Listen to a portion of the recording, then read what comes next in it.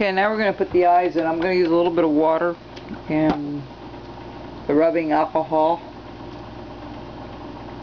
for this portion. And one of the things we're going to do is we're going to just spray a little bit there at the top. And I already have the eyes kind of marked off. They're going to look really big, but we're going to put an eyelid on them, so you do need that amount of room. You don't have to put an eyelid on it. You don't have to do that if you don't want to do it, but you may just want to. So we're going to take that, we're going to bring that up and around, bring this.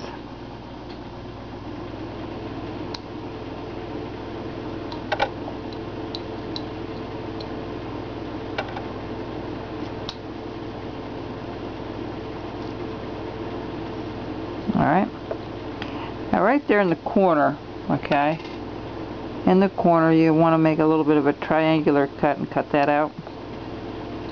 Yeah. Anything over here, we're going to do the same type of cut.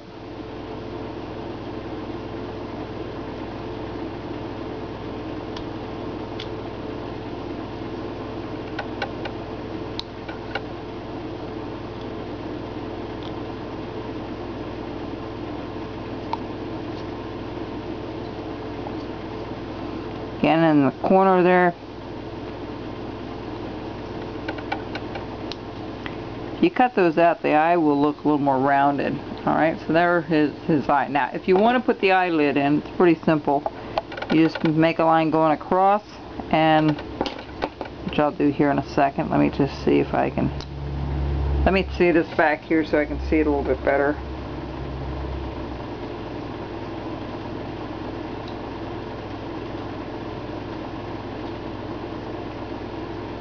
Okay, what I'm going to do, I'm going to do one eye with you online to show you what to do. I'll do the second one offline so I can see it better. So let me just go from here a little bit below, okay, just a little bit below. Take your knife and go straight in, okay, as a stop cut. And then you're going to go from the bottom of the eye, you're going to just take that little lid off. So it looks like that. Let me do it back here so I don't chip anything away.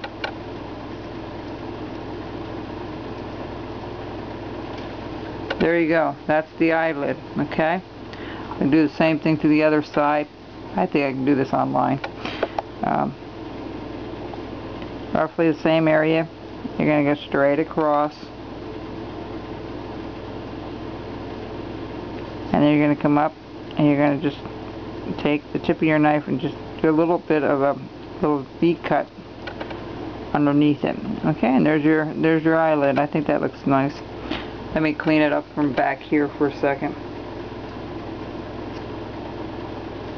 The other thing I'm going to do is right here, right under the eyelid, over, I cut a little bit. I'm just going to take a little bit off there, make that cut a little bit deeper. I'm going to clean it up and all that. So I'm going to leave that straight across. I'm not going to do anything else, but we're going to make that a flesh color, of course. This will be white, and I might have white go all the way across since he has a bushy eyebrows. And let's put some nostrils in him. Let's see which tool I'll use for that. Okay, it's never the first tool I pick up, right, folks? It's always like 3 or 4 tools later. Let's see if this will be. This will be good. So what I do for for the nostrils is pretty simple. I use these Dockyard ones. This is I think it's a G3, gouge number 3, and I kind of figure out, look at it. Okay, that's where I want to put one nostril, which will be right there. Okay, and I'm pushing it up and down. So when I take my knife underneath it, okay, it's going to come right out. I'm not going straight up. I'm not going straight up his nose. I'm taking it at an angle. Okay, you can see that. And then the same thing over here. I try to match it up as much as I can. It's not always possible. See, it's that the marking is still there. Okay, so when you pull this out, alright, and you take your knife with a point, you should do it flush with the mustache, and it should pop right out. There you go. You can clean it up a little bit in there. Make it flush with the mustache. Okay, so that's his nostrils. So really his face is pretty well done. We've got to do the bottom of his feet yet with his heels. So we're going to bring this in just a little bit. And we're going to just take this in, and then we're going to bring this down. Alright, that's his heel. And then what I do at each corner, I just do a little V cut to separate that a little bit. And then I'll take a little gouge and I'll just make that, the sole stick out a little bit. Just like so. I'll do the other one offline so you won't have to wait for that. Alright, so that's how I'll do the other foot, the same way as I did this one. And then when I come back, we're going to start doing the windy look with all the gouging and stuff that we do with gouge the lines on the tassel, on the brim of the hat, and also on this portion. Oh, one other thing I forgot. Normally I have him sitting. I usually have the bottom part of his coat with the trim sticking out. So I like adding that. That's optional. You don't have to do it, but I do it. I think it looks nice. So what I do is I just take a V tool and I follow that one side.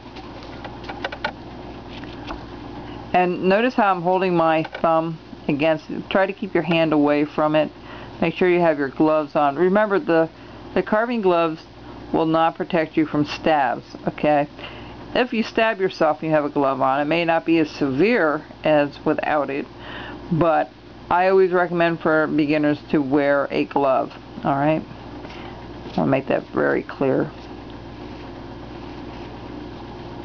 But I have a lot of control when I have my thumb resting up against it. And I let this part of my hand push or direct where that is going to go.